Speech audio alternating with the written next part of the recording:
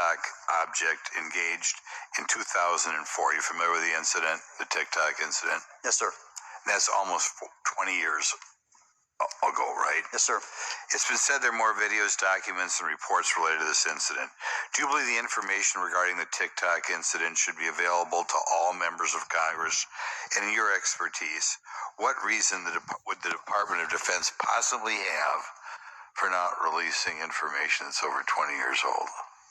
Thank you, Congressman. I don't think there's any good reason to withhold information and important data, especially of national security concern, from Congress. Well, what would they say? I will speculate, sir, that they don't want to share that kind of information because it reveals weaknesses in our ability to monitor and protect our airspace. Okay. In your written testimony, you claim last year's UAP hearing before this oversight committee confirmed that UAP-related information is, well, it's not only being withheld, but that elements of the government are engaging in a disinformation campaign to include personal attacks designed to discredit UAP whistleblowers. Could you elaborate on that statement a little? Yes, sir. Earlier this year, I met with the DoD's All-Domain Anomaly Resolution Office, and what I thought would be a 90-minute meeting just to meet with leadership turned out to be an hours-long influence operation on me, where they attempted to convince me of the validity of the very flawed and error-ridden historical records report.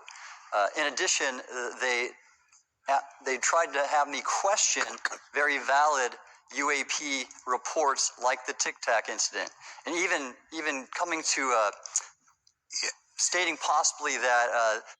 Could you share some of those projects with us, maybe? Yeah, sure. For example, we have a trading school. Question their validity and credibility as witnesses. Okay. We'll go to Mr.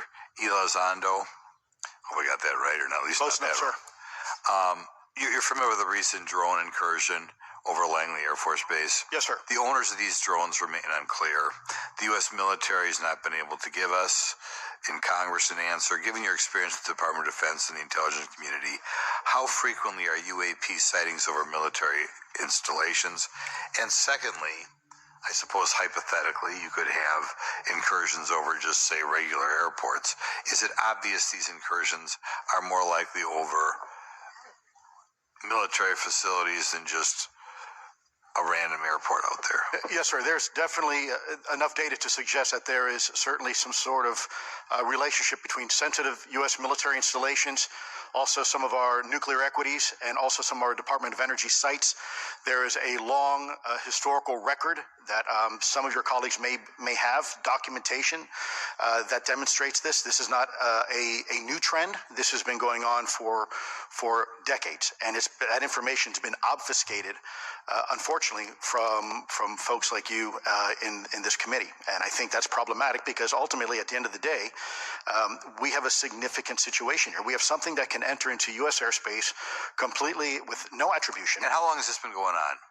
Sir, decades, and there's information that will hopefully be entered into the record. Can you think of any possible reason why they can't release any information they have on something, say, 15 or 20 years old? Sir, if I could echo my colleague here, Admiral Gallaudet, I think one of the big issues that we have in the intelligence community, Department of Defense, is we don't want to broadcast any potential vulnerabilities or weaknesses in our national defense systems or on intelligence collection platforms.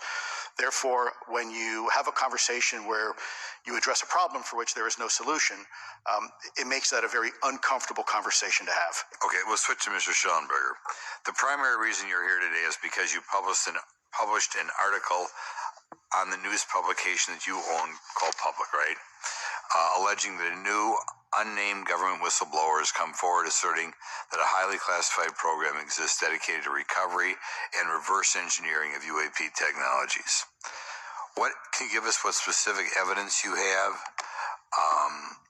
or that your source provided you to substantiate the claims about the existence of the Immaculate Constellation program? Well, you have the report in front of you now, so you can see it for yourself. I checked the report, and I did not find it based on existing cases. It was new cases for me. I hadn't found anybody. So that answered for me that it was not obviously circular reporting, which is one of the big concerns in this space.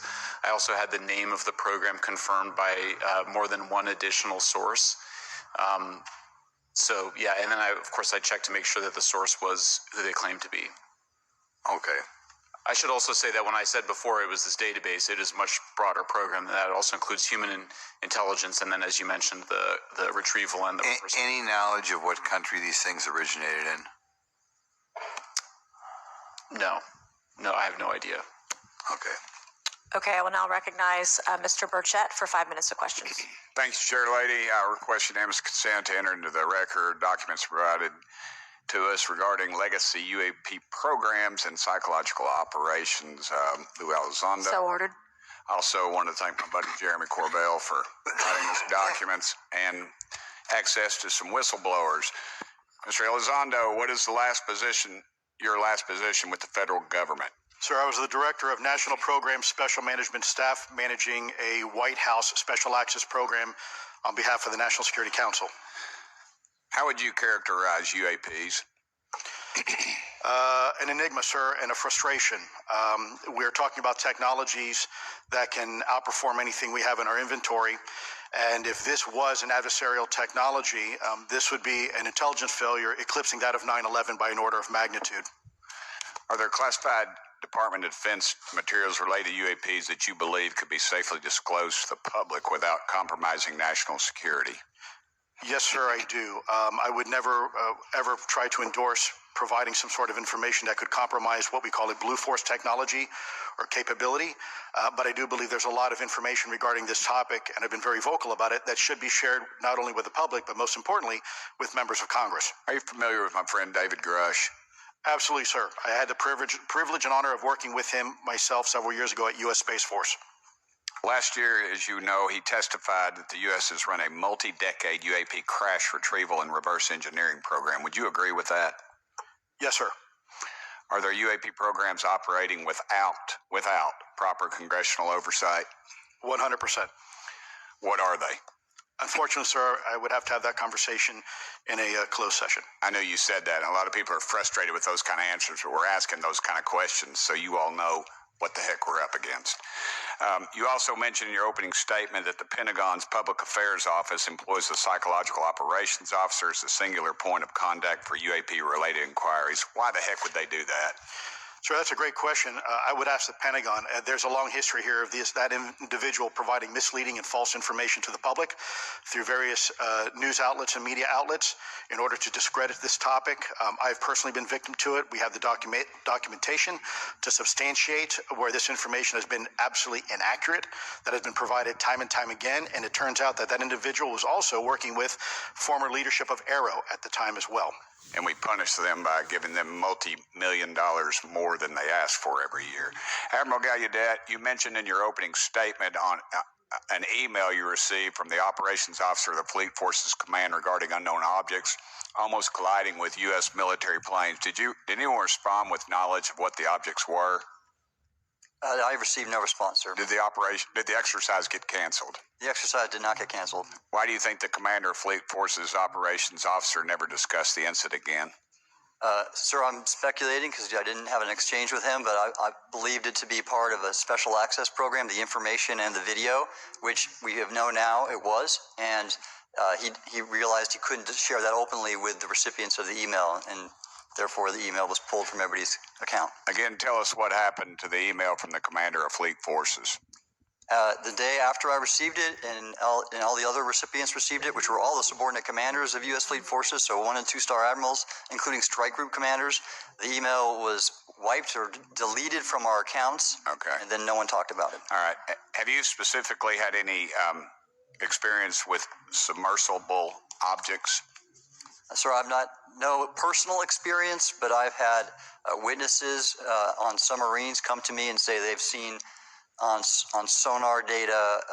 Correct. Okay. Yeah. How would you characterize those, and how do they move? The one instance that was revealed to me was in the 80s on a nuclear-powered submarine, a ballistic missile submarine, that the object exhibited the characteristics of a Russian torpedo in terms of its speed of movement and closing rate with the submarine, and then it slowed and followed the submarine slowly in its wake for a period of minutes, and then rapidly exited the scene. And nothing that we know of, and technology-wise, could replicate that. And the speed of these objects was faster than anything that we have or anybody else has that would be manned. Is that correct? It was on the order Underwater. of a torpedo. So Yes, sir. Yes, sir. But as it exited, Well, I don't exactly know how fast a torpedo is, but I expect it does better than my old outboard Scott Atwater, so I'll take that as a yes. Yes, okay. Have you experienced any experience with the All-Domain Anomaly Resolution Office, ARROW? Yes, Congressman, as I mentioned previously, I have met with them. Okay. You heard Mr. Elizondo describe psychological operations for those contacting the Department of Defense about UAPs. You mentioned a similar influence operation by ARROW. Why are federal agencies invested in running information operations about UAPs if they do not exist? Yes, sir. But I'll make a statement on ARROW's behalf. They have new leadership. The office has reached out to me to meet again, and I take that as a good faith effort, and we'll see where that goes. Thank you, Chair Lady. I've run over. Thank you. Thank you, Mr. Tennessee. I would now like to recognize Mr. Higgins. You're the king in Tennessee. Mr. Higgins, you're recognized for 5 minutes of questions. Thank you, Madam Chair. Mr. Elizondo, Mr. Schellenberger notes in the report that we've been given for this hearing. I believe, Mr. Schellenberger, let me shift you, are the author of this report. I'm sorry, sir. I'm not the author. Mr. Schellenberger, were you the author of this report? There's No, I was no name on it. No, Do you know the author? I do. You do. And how would you estimate that madam or gentleman, the author? The person is a current or former U.S. government employee.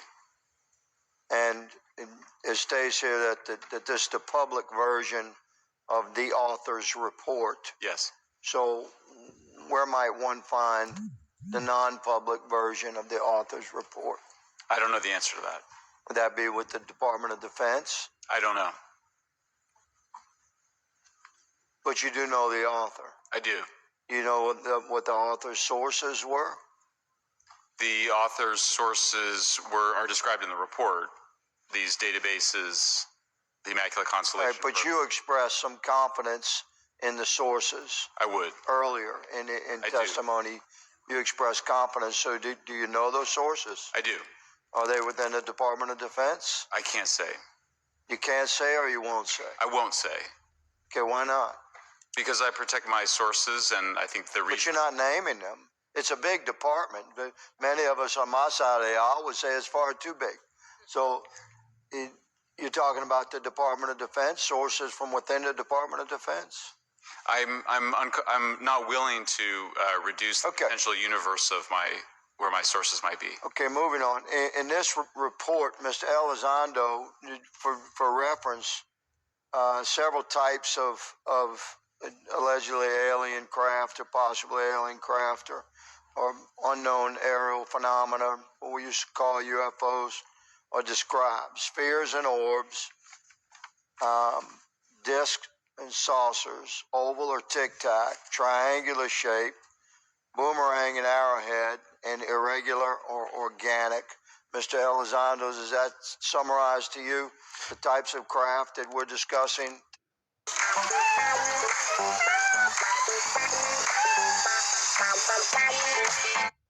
Descriptions, a very different craft. Is it your assessment that they would come of different origins? It's possible, but it's also could be in sense a matter of utility. And let me just state for the record, I never read the report that or the article that Mr. Schellenberger put out. The reason That's a good point. We're just referencing it. Yes, sir. For descriptive purposes for the American people. Mr. Schellenberger, in this report, it's striking to me that regarding the descriptions of experiences with these various craft, Several of them include biological effects and several do not. Are you familiar with what I'm talking about? Yes.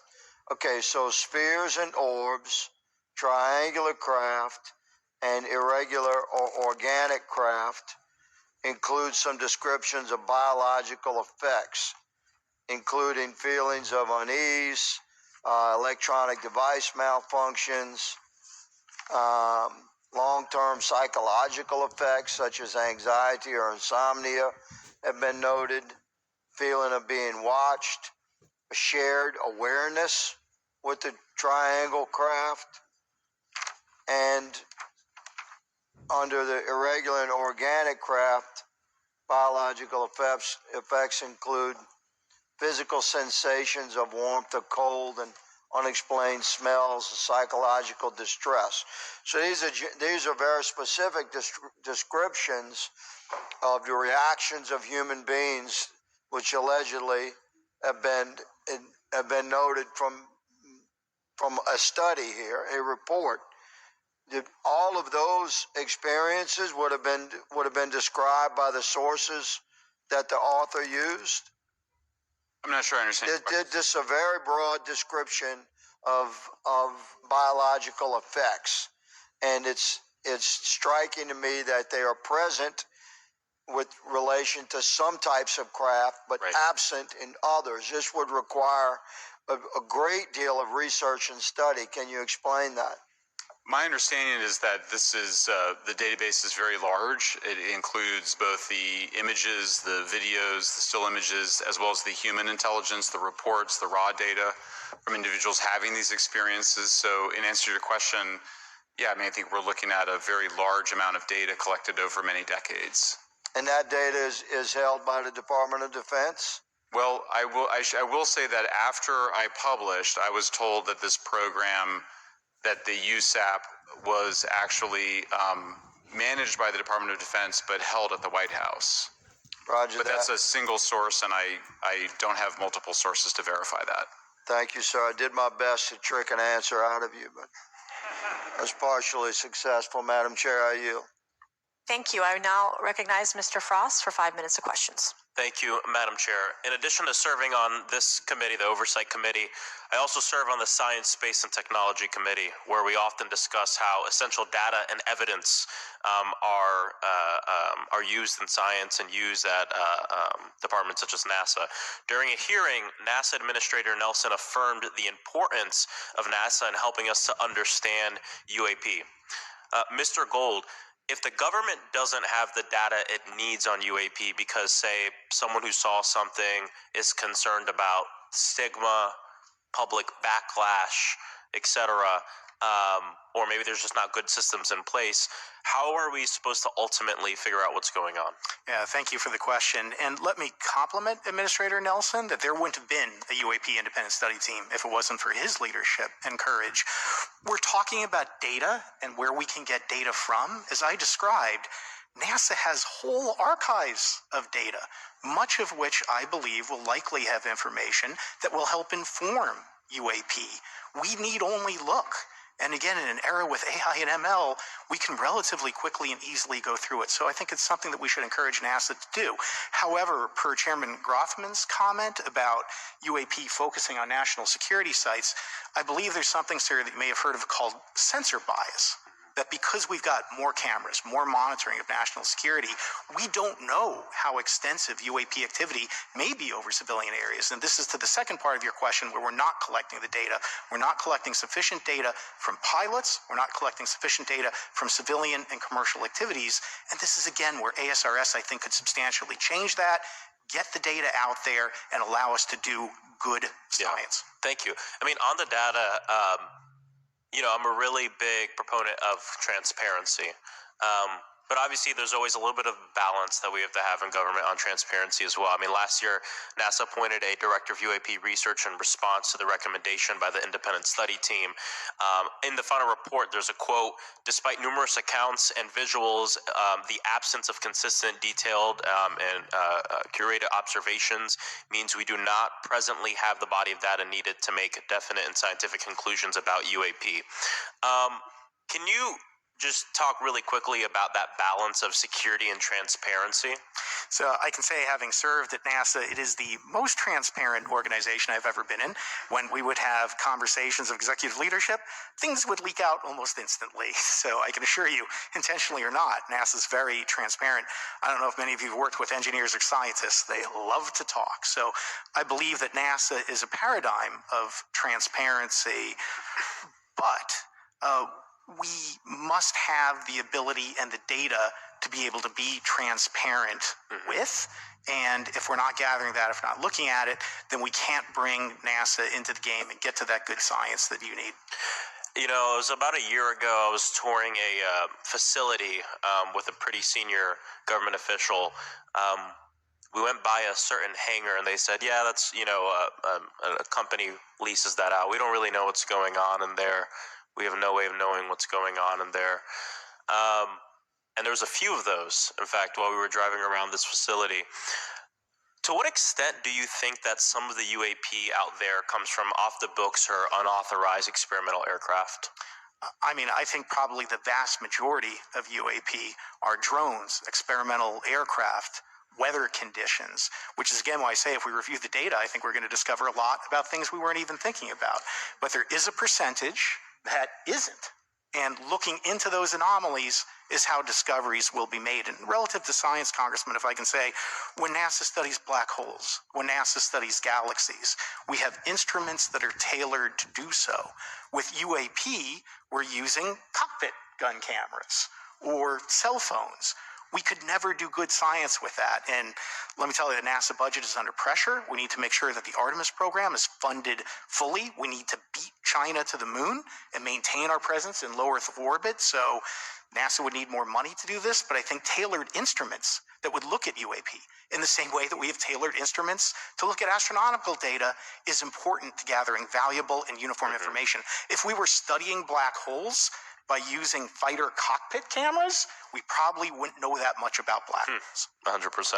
Well, I think it's important that federal leaders take the necessary steps to ensure that UAP does not pose threats to the American public as well, and that we have the necessary budgets to collect this data so we can actually see what's going on. And I'm fully supportive of funding the Artemis mission. I think it's very important. Also, a personal note, the pilot is a frat brother of mine.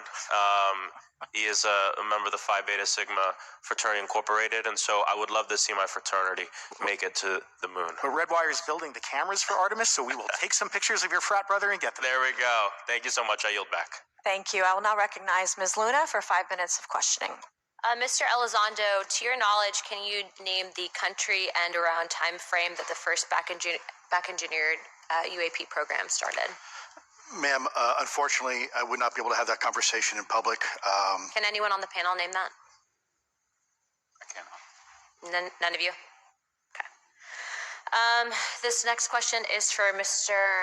Gallaudet.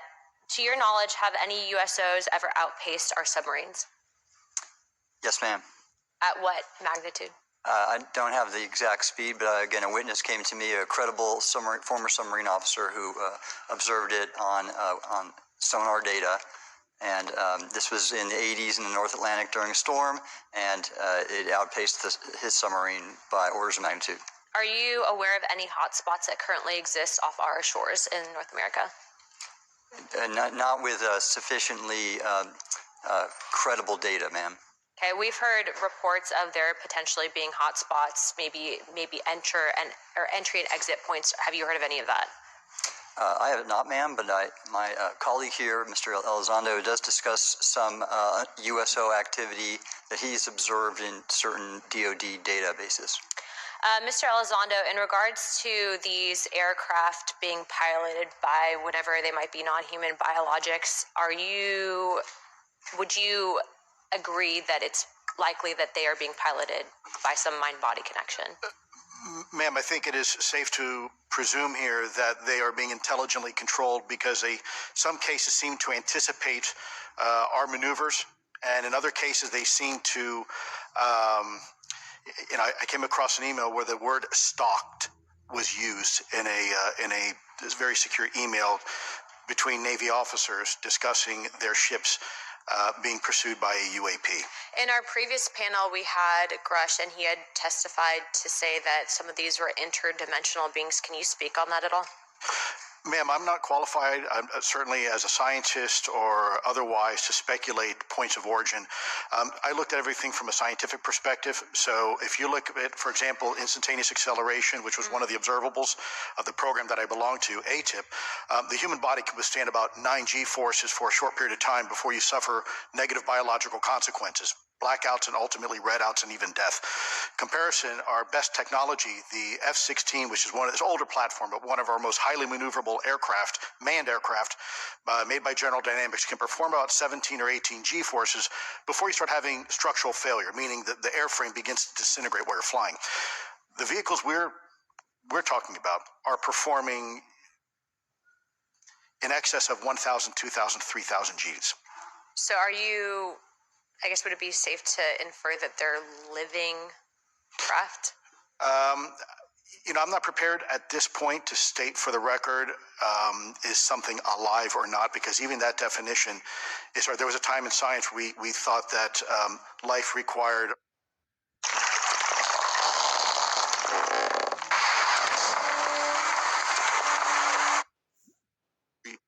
everything is derived from photosynthesis as a form of energy.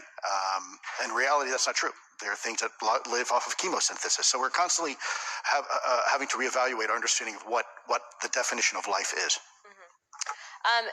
Do any of you ever come across reports from people that claim to have firsthand experiences with these entities, whatever they might be, or these aircraft, and then as a result, whether or not they're religious, find that these things will automatically disappear?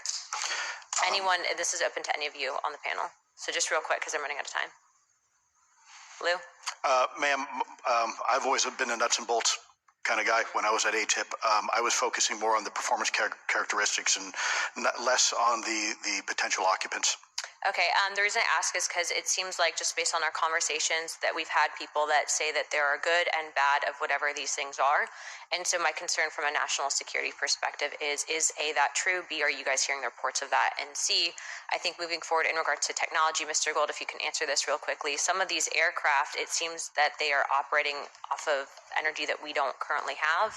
But just yes or no, in your opinion, if we were able to obtain that, would that impact humanity for the better or negative? Would certainly save us some money on funding on Artemis. Definitely. And this is a national security issue, that if there is such technology out there, we're not the only country that might have access to it. We don't want to be on the wrong end of technological surprise. Okay. Thank you guys for your time. All right, thank you. I will now recognize Mr. Garcia for 5 minutes. Thank you, and I apologize for stepping out. My governor is here upstairs, so I'm trying to get in between meetings, so apologize for that.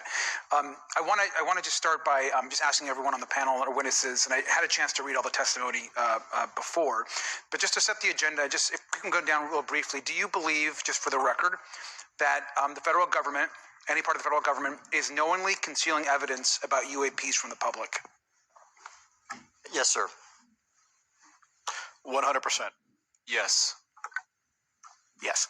Thank you. I also want to just go down the line. I know many of you have already said this, but I just, for the record again, just briefly, what do you believe UAPs could be or are? Strong evidence that they are non-human, higher intelligence. I echo my colleague's comment, sir. Genuinely do not know. Don't know, but we must find out. Okay, thank you. I appreciate those answers, gentlemen. I think this is obviously another remarkable hearing with just really important information, so I thank all of you for answering the questions.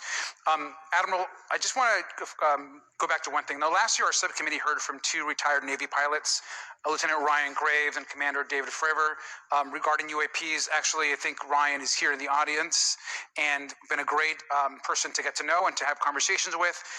He, of course, has been involved in the Safe Airspace for Americans Act with Chairman Graves, with Chairwoman Mace for UAP reporting by civilian aviation personnel. Can you discuss briefly why it's important for civilian pilots to be able to report UAPs and why these legal protections are critical for our national security? Yes, Congressman, thank you. And I did invite Ryan Graves is my guest, as I'm on his advisory board for the Americans for Safe Aerospace, and the legislation that you supported and introduced, I fully support as well. And I think it's important that more civilian pilots, commercial pilots, report so we can better understand and learn and do research on UAP, as well as remove the stigma so more citizens report on what they observe. And also, it'll only contribute to aviation safety when we have a better understanding of where these UAP are, how they operate, and at what frequency and what capability level. So it's important for aviation safety, and it'll be important for moving science and research forward. Thank you, sir. And I just want to reiterate to my colleagues, I mean, this is a very bipartisan piece of legislation, and we just got to continue to get this through the Congress, and it's incredibly important that civilian pilots have the opportunity to safely report the UAPs that they are seeing or encountering in the air. And I can't express how critical this piece of what I believe is a larger collection of evidence and facts actually happen. We've been approached by pilots. I've talked to folks that have been engaged with our office and others, and there is still enormous stigma. And essentially, we don't have a system where folks are feeling free to be able to report what they're seeing. And so I just want to reiterate that advocacy. Mr. Gold, in your testimony, you discuss NASA's aviation safety reporting system, a confidential, non-punitive reporting mechanism. In the Safe Airspace for Americans Act, we explicitly allow for civilian reporting, of course, of UAPs. Can you explain why the NASA task force recommended the use of the aviation safety reporting system? The aviation safety reporting system is an existing system that is trusted, that has taken hundreds of thousands, now millions of cases.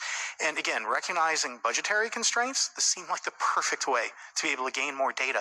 And when it comes to the stigma, sir, it's something that pilots are used to reporting on, that crew is used to reporting on. So it's a great way to get data, to overcome the stigma without spending really that much more additional money since the system exists. Thank you so much for your support of that. Thank you for what Ryan Graves does. This is a common sense means to expose the truth of UAP for the purpose of this hearing. Thank you. And I just want to also add, now earlier this year, as part of the House Defense Authorization Bill, the NDAA, I filed an amendment to include the UAP Disclosure Act, which would create a UAP Records Review Board and exercise of eminent domain over UAP-related material, modeled actually on the JFK Assassination Records Collection Act, which is widely known. Now, the amendment was blocked, but thankfully the Senate included the amendment by Senator Rounds and Schumer for the UAP Disclosure Act. So I just again want to say that we should be pushing and ensuring the UAP Disclosure Act, which is bipartisan in its support, should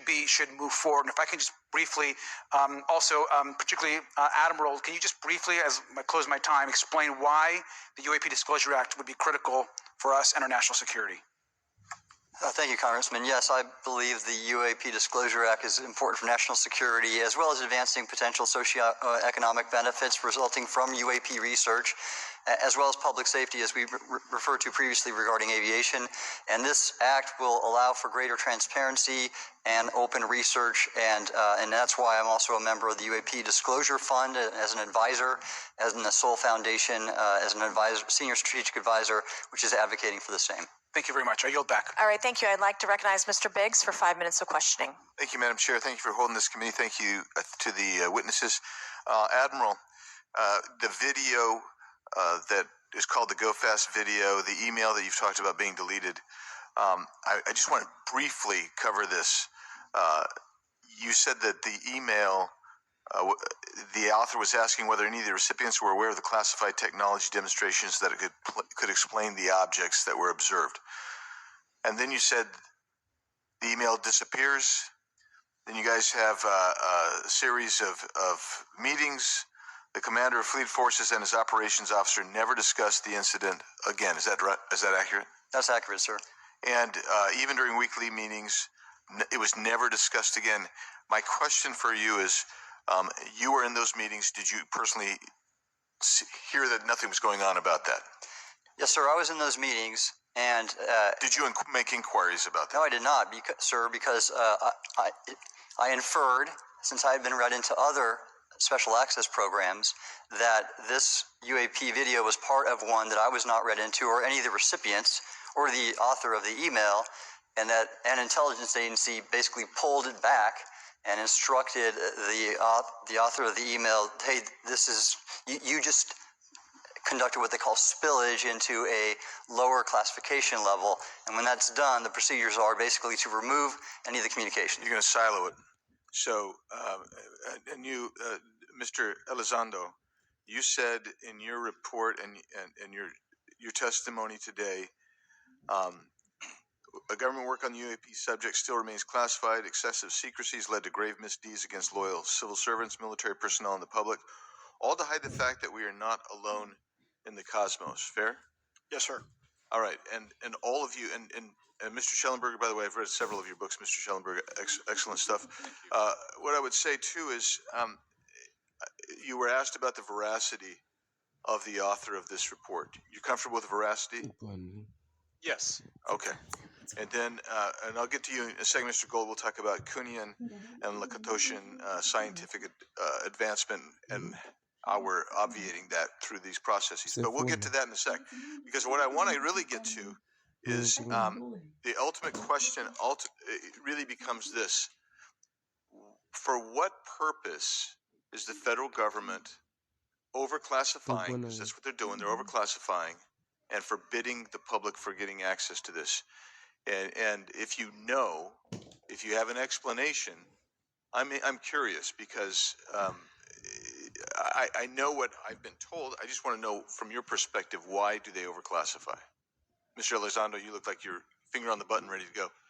Yes, sir. Forgive me. I think there's several reasons. I think at the time when this reality became evident to the U.S. government, we were in the middle of a Cold War with then Soviet Union, and we did not want to tip our hands to what our knowledge base was on this topic.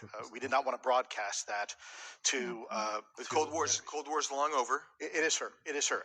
There's also then the philosophical argument that the Department of Defense and the intelligence community is solution oriented, and when you don't have answers, it's a really tough spot to be in. It's easier to be quiet and suppressed than if you don't have the answer. Indeed, sir. In fact, there's a very real example when we built the U-2 spy plane and flew it over then Russia, and we're taking reconnaissance. And when we first started flying the aircraft, it flew so high and so fast we thought they weren't tracking us. In reality, they were tracking every flight. It wasn't until the Russians could develop the SA-2 surface-to-air missile and successfully shoot them down. I would suggest to you also, along with Lakatos and Kuhn, you also have a problem with Kenneth Arrow's path dependence or increasing returns. That's one reason why they won't disclose it. It's too painful to admit. But I just want to read a couple things from Mr. Schellenberger's, what he gave to us today, because I think this is interesting stuff, and I just want to convey this to you. On USG networks, there exists infrared footage of and imagery of a grouping of vessels engaged in SIGINT and mass collection at night in a specific area of the Pacific Ocean. This footage, which was in close proximity to the vessels, a large equilateral triangle UAP suddenly appears directly over the ships. These three bright points are seen at each bottom corner of the UAP, which is observed to slowly rotate.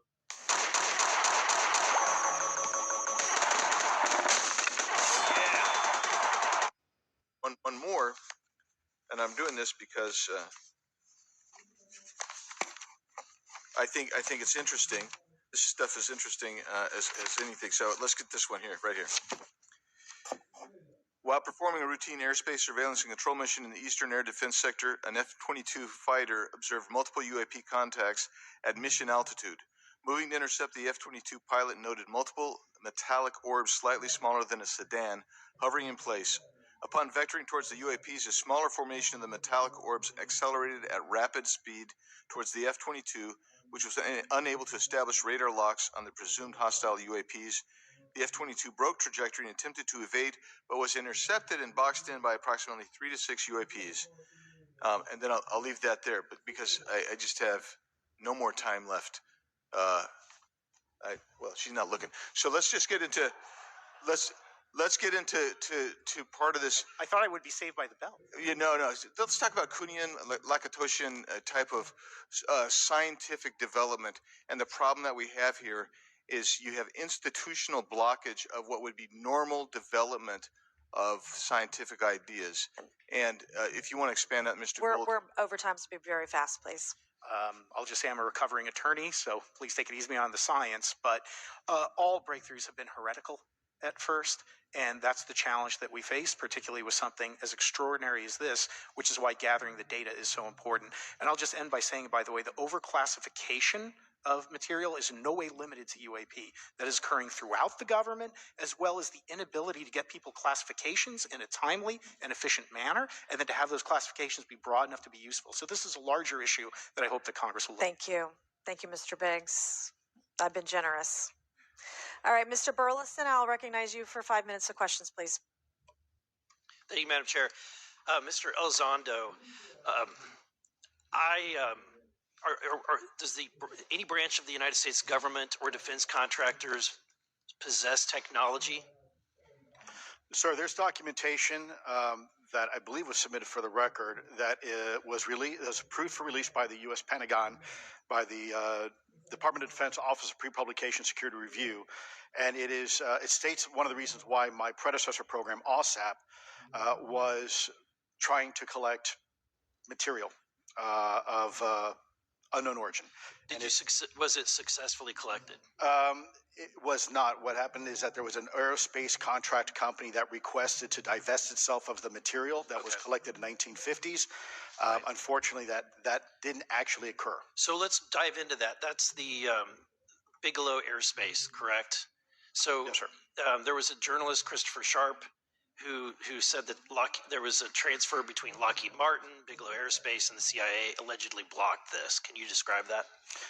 What I can say is that it was blocked. Why it was blocked, I can only surmise.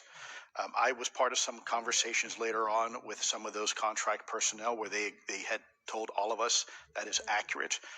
What we required was a memo from the Secretary of the Air Force in order to make that complete, and that never occurred. And so when Secretary Mattis became Secretary of Defense, I decided it would be appropriate for me to try to receive a memo from him as SecDef, as Secretary of Defense, if we could not get a memo from the Secretary of the Air Force to transfer that material.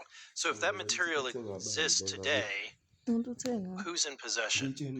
Sir, I wouldn't be able to have that conversation in an open hearing. We probably have to have that. Okay, my question to you then is, if we were in a secure setting, if we were in a SCIF, would you be able to provide or get access to something, whether it's visuals or material that we could put our hands on, or biologics, that would convince me, that would show me that we have non-human origins? Sir, that decision would not be mine. That would be to the gatekeeper still in the U.S. government. And who would we, so if you were in our shoes, where would you go from here? How would you get that information? A lot of times we just don't know who to ask because we don't know